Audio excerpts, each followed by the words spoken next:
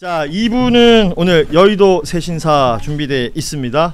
여러분 좋아하시는 신인규 변호사 자리하실 거고요. 그리고 한결의 자랑, 한결의 기둥, 예, 한결의 논설실, 한결의 모든 것, 예, 권태호 실장도 함께 하십니다. 한결의 최고. 예, 우리 권태호 실장께서 아이팟을 이렇게 꽂고 들어오시니까 예전에 뉴스 다이브 들으면서 예전에 대통령이 비슷한 장면을 연출했던 것 같은데요. 네. 대통령이 아니고 경호원들이.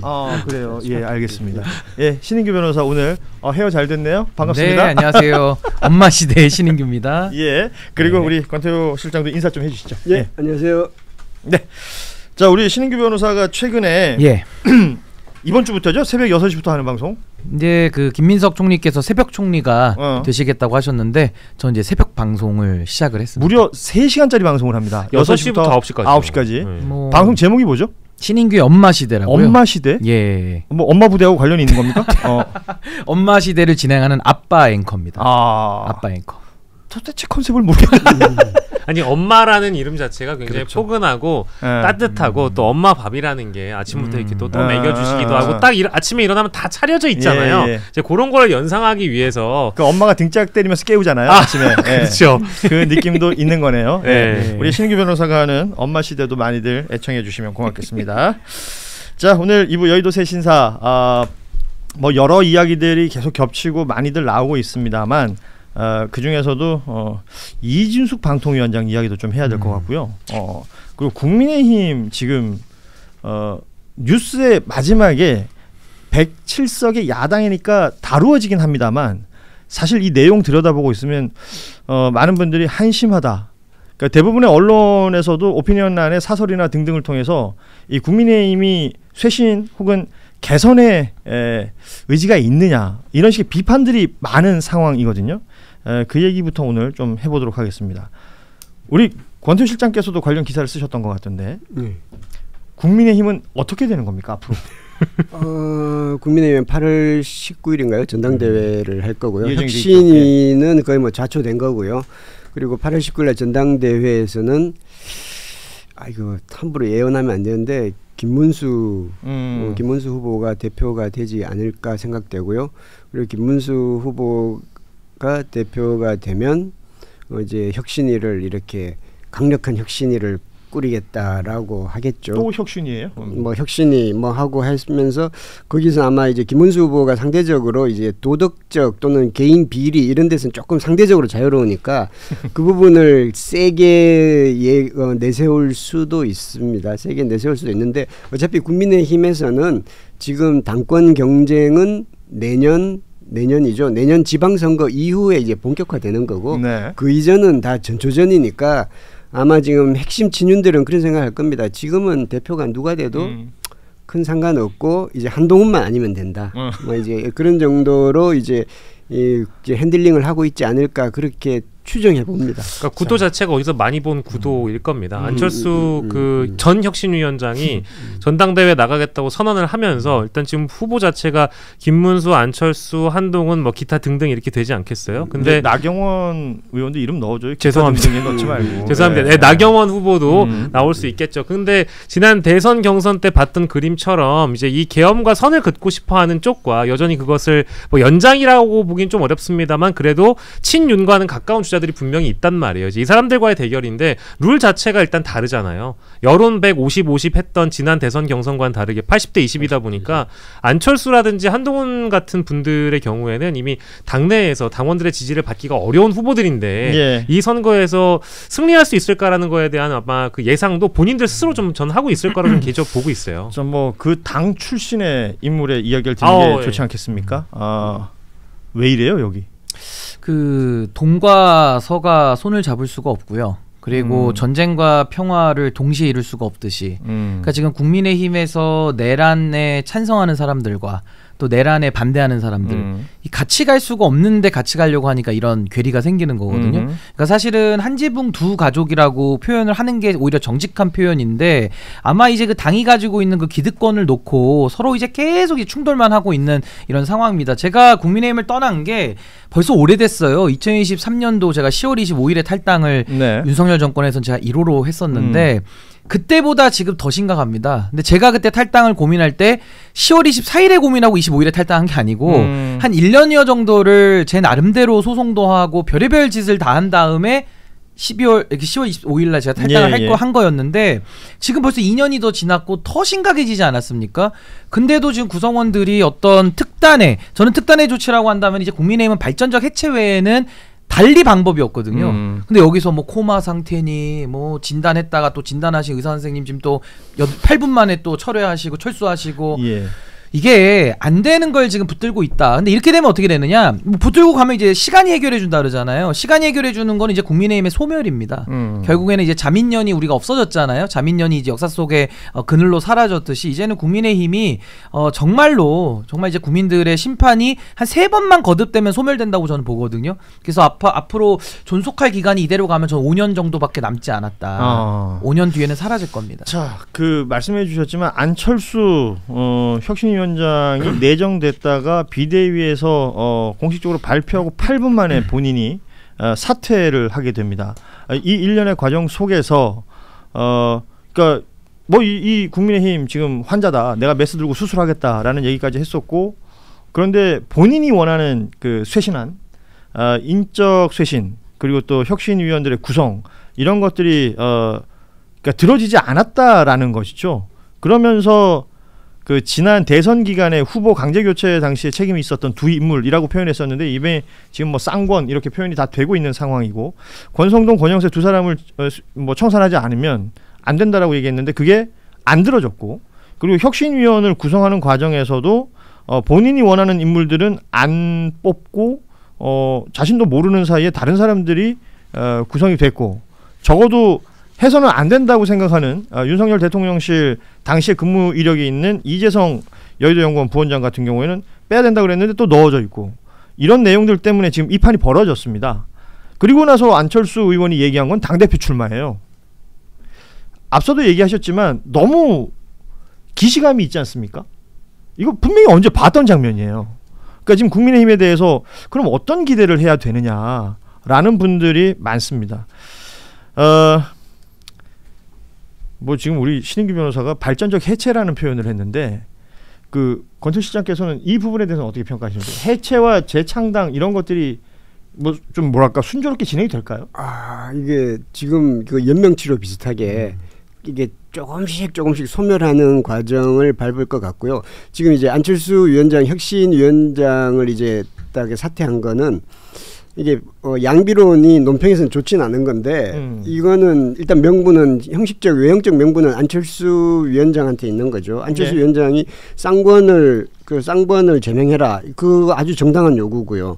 근데 그 송원석 원내대표가 그건 못합니다. 송원석 원내대표가 친윤 지지받아서 된 사람인데 그 쌍권을 제명하면 쌍권에서 그치는 것이 아니라 뚝이 하나 무너지면 그 다음에 우리 이렇게 되기 때문에 그거를 할 수가 없는 거죠. 송원석 원내대표가 그럴 만한 힘이 없어요.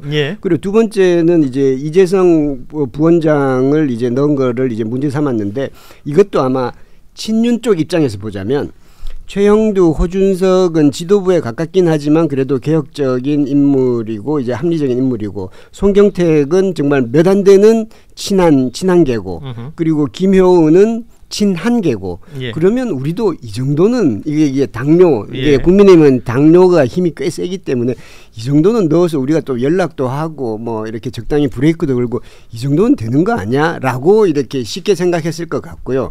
그리고 송원석 원내대표 입장에서 내재적 접근을 해보자면 황당할 겁니다.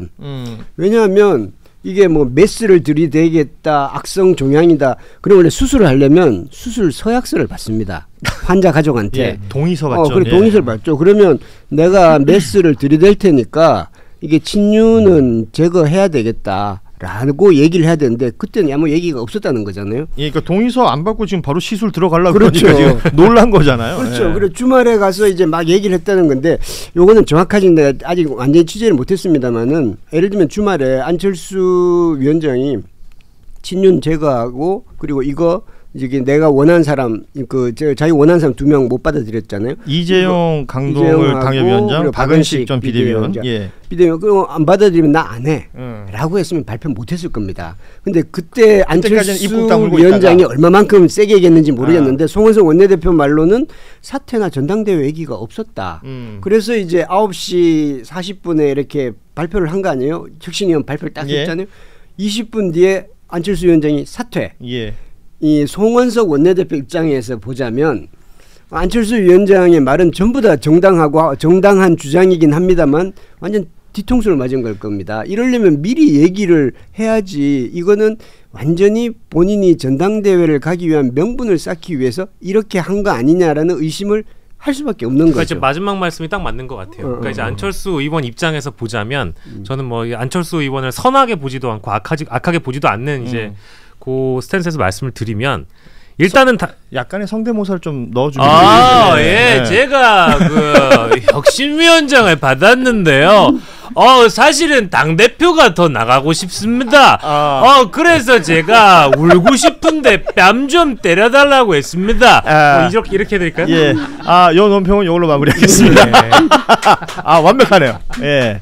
너무 잘 전달이 된 것 같아요. 본인이 하고 싶은 모든 말이. 예. 말씀을 마치자면 그거 같아요. 그러니까 울고 싶으니까 뺨 좀 때려달라고 받을 수 없는 카드를 전 던졌다고 보는 거죠. 그래서 혁신위원장을 받았는데 후회가 되는 겁니다. 막상 받아보니까 본인이 이제 늘 했던 정치적 선택 그리고 기로마다 감이 다 떨어진 선택을 늘 해왔다라고 외부에서 지적이 많았는데 네. 저는 주말 사이든 아무튼 혁신위원장 카드를 받아놓고 나서 핵심적인 인사든 참모가 주변에서 이건 진짜 아닌 것 같다라고 누가 조언을 한 것 같아요. 그리고 당대표를 나갈 거라면 이런 방식으로 안 된다. 모든 일의 절차가 순서가 있는 건데 송원석 비대위원장한테 쌍권 출당 얘기를 그럼 미리 했습니까? 그 저 안 했는데요. 이러면 그러면 지금이라도 해달라고 던지고 그냥 때려칩시다.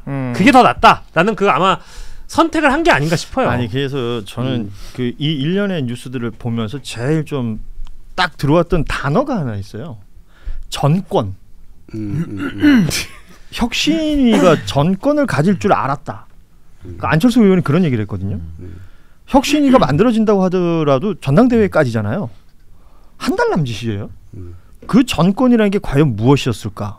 아무리 정치하는 사람들이 명분으로 움직이고 뭐 그런다고 하지만 아무것도 없어요. 그리고 실질적으로 이루어질 수 있는 일들이 뭐 없지 않습니까? 말씀하신 것처럼 비대위 측에서 뭘 봐도 답이 없는 거고 혁신위가 뭘 한다고 해도 진행될 시간이 절대적으로 부족한 거고 그리고 소위 말하는 뭐 쌍권부터 비롯해서 기존의 국민의힘에서 또아리를 틀고 있는 또 권력 세력들은 그대로 있는 것이고 뭐가 되겠느냐 서로가 서로 간의 말만 벌어지고 있는 것 아니냐라는 생각을 할 수밖에 없는 구조고요. 최근에 새롭게 등장한 표현 중에 언더찐윤이라는 표현이 등장했습니다. 이게 이제 국민의힘 출신의 민주당 김상욱 의원이 처음 얘기했다고 하는데 언더찐윤 바깥으로 드러나는 걸 원치는 않지만 지역의 기득권을 가지고 지역의 왕노릇을 하며 권력을 마음대로 주무르려는 조용한 무리들 그들은 당권에만 관심이 있다. 예컨대 지금까지 원내대표를 했던 추경호, 권성동, 나경원 등 모두 새가 없는 사람들이고 이 사람들은 언더찐윤이 소위 말하는 바지로 내세운 사람들이다. 이런 주장을 했습니다. 그리고 표현하기는 재선 중심으로 구성되어 있고 한 20명 남짓이다. 신인규 변호사는 아는 바가 있습니까?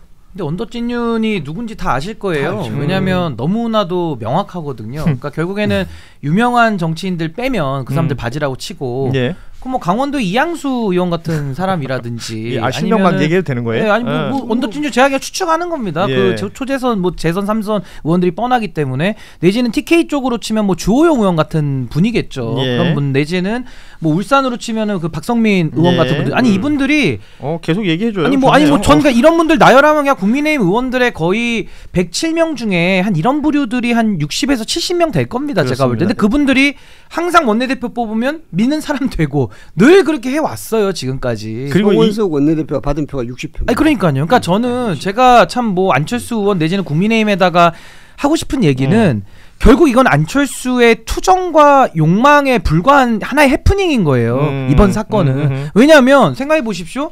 아니 혁신위가 뭔데요? 비대위가 주는 권한을 행사하는 게 혁신이거든요. 예. 그럼 그 비대위가 뭡니까? 송원석 비대위 체제인 거예요. 그럼 송원석 누가 세웠습니까?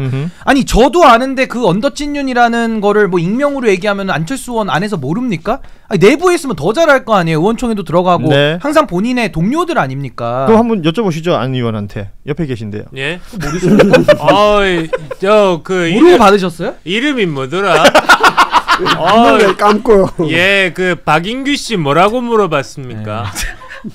그러니까 그러니까 저는 국민의힘이 이거는 안철수 의원을 저는 양비론 말고 저는 비판할 수밖에 없다고 보는 게 어차피 지금 말한 언더찐윤이든 친윤이든 뭐 오바 친윤이든 간에 이 사람들은 이미 심판을 받은 사람들이에요. 그리고 저는 거기에 대해서 이제 더 이상 국민들이 저 찐윤들과 언더찐윤, 오바 찐윤들이 뭐 바뀌어가지고 좋은 일을 할 것이다 이런 생각 아무도 안 할 것 같거든요. 제가 볼 때는 아마 당원들도 그 세력의 불만이 많지만 그래도 끌려갈 수밖에 없는, 왜냐면 주류니까요. 근데 거기에 대해서 안철수 의원은 국민의힘의 일원이 되신 지도 이제 꽤 됐는데 그 상황을 전혀 모르면서 이 정치의 메커니즘도 이해하지 못한 채 정권 노래 부르면서 안 되니까 안 할래. 아니 정치의 ABC를 모르는 거 아닙니까? 근데 어떻게 정치를 15년 했고 무슨 뭐 자기 하루 뒤의 운명도 예상을 못하는 사람이 무슨 미래를 논하는 정치를 한다고 합니까? 안철수 의원 입장에서는 정치는 마라톤과 같은 것 아니겠습니까?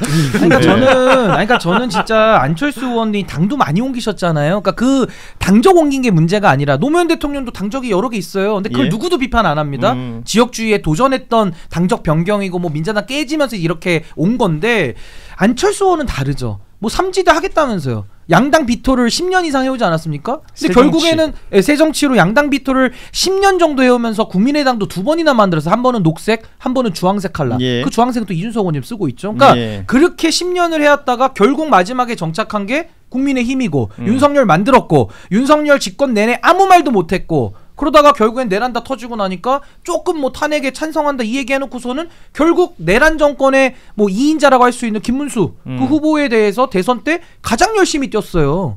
그렇죠. 근데 무슨 본인이 쇄신을 하고 혁신을 합니까? 본인 자체가 혁신 대상이고. 그것 때문에 혁신위원장 낙점을 받은 거죠. 그러니까요. 그러니까 그거를 그 이미지만 쓰려고 했던 거겠죠. 그렇죠. 그러니까 여기는 이미지만 쓰려고 했던 거고 여기서는 그러니까 안철수 의원은 너무 나이브하거나 아니면 너무 계략적이거나 똑같습니다. 찐용과 나이브와 계략이라는 단어가 굉장히 안 어울리는 것 같은데. 그러니까 만약에 이걸 정말 내가 모르고 했다. 난 정권을 줄 줄 알았다. 만약에 그 말을 액면 그대로 믿으면 이거는 도저히 정치인이라고 할 수 없을 정도로 너무 이제 백지처럼 순박한 사람인 거고. 백지처럼. 그게 아니고. 그래서 백서를 쓴다 그랬나요? 그러니까 백서 편찬 위원장이 친윤이 원하는 위상이었어요. 안철수 의원에게 의원에게 요구한 거는. 근데 이게 국민의힘에서 이제 마이너한 의견으로 이런 의견도 있습니다. 이제 안철수 의원이 보니까 저기 그때 한동훈, 홍준표 뭐 전부 다 한덕수 전부 다 뒤로 나자빠졌는데 끝까지 김문수를 두어서 저 사람 괜찮네. 우리랑 한번 써봐도 괜찮겠네라는 친윤 쪽이 그런 생각을 했고 그래서 혁신위원장을 이렇게 맡겼고 혁신위원장을 맡겨서 쌍권을 지금 물러나라라고 하는데 물론 그건 당연한 의견이긴 하지만 쌍권이 이제 물러나 있잖아요. 이제 물러나 있는데 거기다 이제 제명하라라는 게 지금 그게 그렇게 좀 심각하게 좀 사활을 걸어야 될 게 아니거든요. 오히려 그런 거군요. 그러니까 쌍권 입장에서 나 이만큼 물러나 있는데 그러니까 물러나라고 출당하라는 거. 출당하라는 건데 나가라는 거죠. 물론 이제 사실은 정계 은퇴 뭐 제가 다 뭐 모르는 분은 아닙니다만 정계 은퇴를 해야 되지만 지금 이게 그거를 가지고 막 그거 없으면 혁신이 안 돼라고 할 만큼이 아니라는 게 사실은 어느 정도 합리적인 의견일 수 있는 거죠. 그런데 그래놓고 그래서 이제 지금 일부의 의견은 쌍권에다가 모든 이 잘못을 떠넘기고 이 언더찐유는 이렇게 약간 면피를 해서 해준 거 아니냐. 그래서 언더찐윤에 약간 구애를 하는 것도 아니냐라는 굉장히 신박한 논리입니다. 굉장히 신박한 논리인데 그런 주장을 펴는 사람도 있습니다. 그러니까 저는요 찐윤들이 가지고 있는 욕망과 안철수 의원이 가지고 있는 욕망 그리고 김용태 위원장이 갖고 있는 욕망이 본질에선 같아요. 크게 다르지 않다. 어느 포지션에 서 있느냐에 따라서 비서가 한번 땄고 표결을 안 들어가고 안철수 의원처럼 탄핵에는 찬성하지만 선거운동 때는 또 내란 정부의 2인자 김문수 옆에서 김문수 만세를 외쳤고 그리고 찐윤들은 원래부터 일관됐잖아요. 저는 어떤 이론을 제기하냐면 차라리 국민의힘에서 이미지 좋은 정치하는 사람들 있잖아요. 그 사람들보다 차라리 찐년들이 솔직해요. 본인들의 욕망을 그냥 있는 그대로 내보내고 차라리 욕이라도 먹잖아요. 근데 그 안에서 안철수 내지는 그 기회주의처럼 처신하는 의원들이 꽤 있거든요. 예. 그런 사람들은 이미지적으로는 윤핵관들하고 묶이긴 싫어요. 근데 마음 상태는 똑같아. 그러면서 국민들을 속여가면서 여기까지 해오니까 혁신이라는 걸 하려면은 딴 게 아니라 정치는 현실이고 힘이 있어야 되잖아요. 네. 그 힘은 어디서 나옵니까? 국민적 지지로부터 나오죠. 근데 국민적 지지받을 일은 하나도 안 하면서 말로만 외치고 제명해라 얼마나 공허합니까? 그 국민의힘이라는 당의 특징 중에 하나가 이제 장이 서면 등장하는 인물들이 있어요.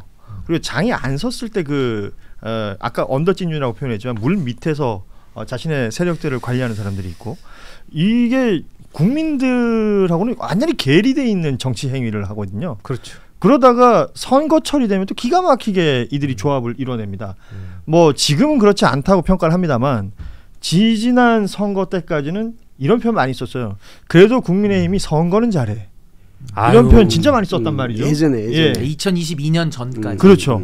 그러니까 이 정당이 일종의 유통기한을 계속 늘려가려면 어떤 부분에 더 포인트를 잡아야 되는가는 여기 답이 있는 것 같다라는 생각도 한번 해봅니다. 그러니까 이제 선거가 이제 어쨌든 승리를 해야지 모든 것을 다 먹는 판이잖아요. 그러다 보니까 각자의 하나의 욕망을 가지고 뭐 각자의 욕망은 다 다를 수 있겠지만 하나의 목적을 가지고 다들 뭉치는 일이다 보니까 보수가 우리 항상 신인규 변호사가 말씀해 주신 대로 기회주의와 욕망이라는 키워드로 늘 똘똘 뭉쳐왔거든요. 그러면서 승리를 이제 반복해 왔는데 이제 그게 더 이상 통하지 않는 판이 된 거고 안철수라는 이 상징적인 사례가 과연 이렇게까지 우리가 긴 시간 논의를 해야 되는 것인가에 대해서 지금 많은 구독자분들께서 본인 때문에 지금 제법 길어졌다는 생각이. 죄송합니다.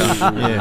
근데 너무 똑같지 않습니까? 예. 진짜 잘해요. 거의 잘해. 복사기에 복사기. 잘해. 그분을 다음에 꼭 만나시길 바랍니다. 예. 제가 유튜브 업계에서는 안철수 어둠의 지지자이자 어둠의 후원자로서 좋아요. 선거 때만 등장하면 잘 어울려요. 컨텐츠로 써먹고 있습니다. 어떤 원샷이 갔을 때 어떤 발언을 하는 것보다 이게 낫다는 생각이 듭니다.